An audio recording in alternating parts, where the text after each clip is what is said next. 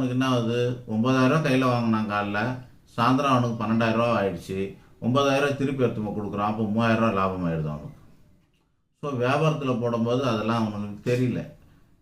அது அந்த அந்த கணக்கில் அது போகுது. ஆனால் பொதுவாகவே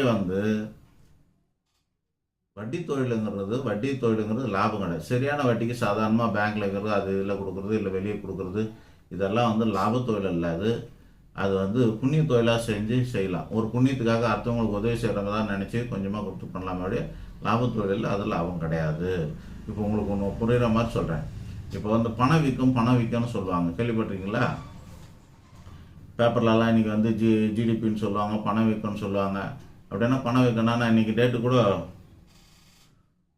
4% பணவீக்கம் இருக்குதா நினைக்கிறேன். இன்னைக்கு அந்த மாதிரி பணவீக்கம்னு ஒன்று இருக்கும். பணவீக்கம்னா என்னன்னா, அடுத்த வருஷம் விலை ஏற போகிறது எத்தனை பெர்சன்ட்னு அர்த்தம்.